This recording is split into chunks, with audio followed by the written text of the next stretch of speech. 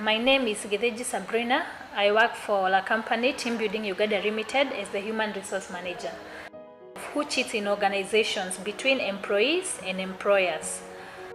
Cheating describes various actions whereby employees and employers use to subvert rules and regulations for personal gain. Cheating generally happens between employers and employees. Both of them play a very big role in cheating in organizations. I'll start with employers. How employers cheat in organization, whereby employers fail to give the employees their benefits, like pension and health benefits. An employer feels like, if I don't pay my employees their pensions or their retirement benefits or their health benefits, I'll boost my profit. That's a personal gain of the employer, which is cheating. Those pensions and those benefits were supposed to be for the employee, which have been denied for the personal gain of the organization by the employer.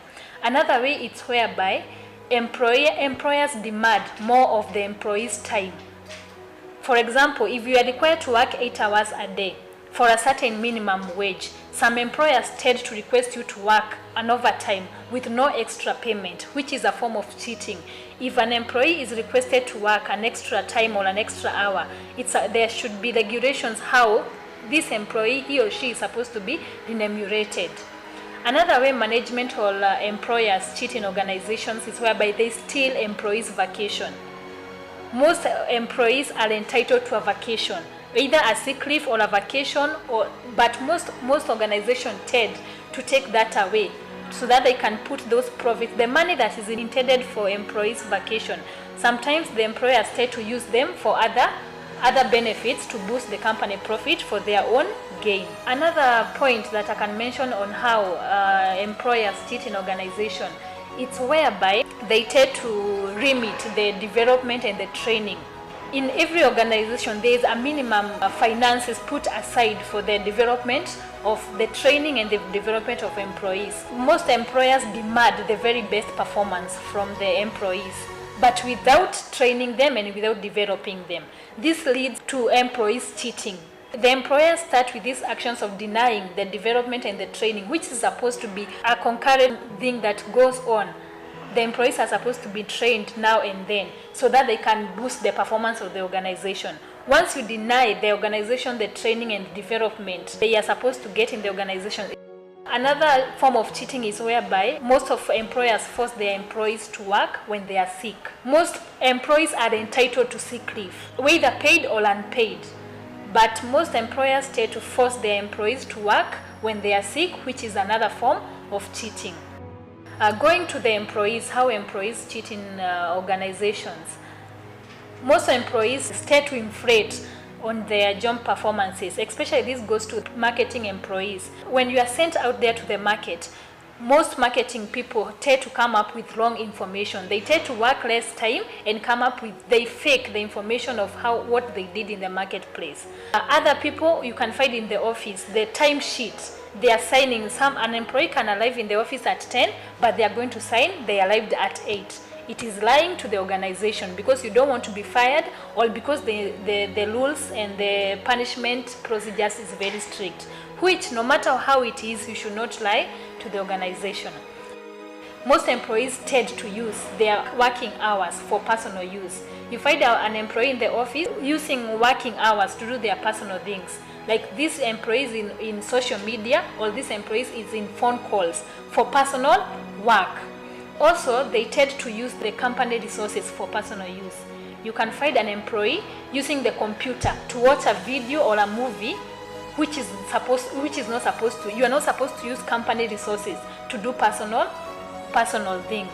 Other things is whereby misuse of company resources, whereby you can destroy the office things. The fact that it's not you who bought those computers or those office resources, you find that employees tend to misuse them. They tend even to destroy them because the expenses is not on them. But forgetting it is a form of cheating. You are responsible for the company resources to take care of them, because that is one of the reasons why you are employed in that organization, to take care of the company resources. It's whereby they overextend their breaks. You find employees are given 30 minutes break for lunch or 30 minutes break for tea. But some of the people tend to go for even 2 hours to a lunch break because there is no supervision, or the supervision is very minimal. Whether there is no supervision, employees should be strict on how they work and how they tend to use their breaks and their time. Another way I can say, you are employed to complete a certain task in your organization. If you fail to meet that deadline, or if you fail to meet that expectation, you are cheating in the organization, because this organization is not going to get what it expected to get due to your performance. Yet you are qualified to meet that expectation. If you be lazy or don't work well to achieve that expectation, you are cheating on the organization, because the organization is paying you. You are using the time in the organization which could be used by another person to meet the same expectation. So generally you are cheating on the organization. Also, I can give some points how employers and employees can use to avoid this cheating in organization. Creating a grievances procedure, whereby there's a two-way conversation or communication between the top management and the employers. If I have an issue, it is very easy for me to communicate to my manager.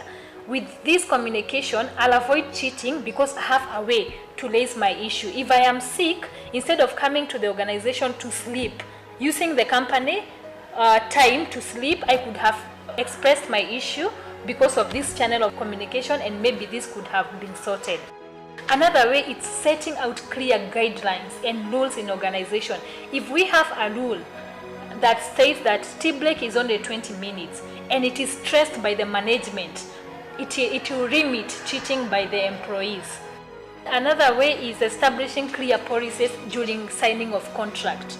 If the contract states that you are not supposed to get vacations, you're not supposed to get remunerations, you're not supposed to get pension, it will allow you to either take the job or leave it. Rather than knowing that other organizations are getting this, you came to this organization knowing you are going to get those benefits, and then they are denied to you. But if there was a clear contract and policy that this will be provided and this will not be provided, cheating will be cut from that. Another way is motivate your employees. Once you expect a lot from your employees, you expect them to perform in a higher, to give a very high performance, and you don't motivate them, employees will tend to cheat. They'll tend to cheat because they'll fear to be fired. I'll come here and cheat. I'll sign the book that I arrived in the office at 8, but I arrived in 11. Why? Because my boss is very strict. He expects the best of me, and I have to cheat so that I am not fired, and so that the boss can see that I'm working. But if you motivate your employees, give them the motivation they need, the training they need, so that they can be able to meet the expectation that you need from them. Developing trust between the management and the employers. Once you create that trust between me as an employer and you as my manager, chances of you cheating on me are going to be very minimal, and chances of me cheating on you are going to be very minimal. Trust and loyalty is key for both management and both the employers. That's my idea about cheating in organization. Generally, I can't give a clear percentage of who cheats more and who cheats less in organization, which has been a norm. Almost every employee and almost every employer cheat in the organization in one way or another.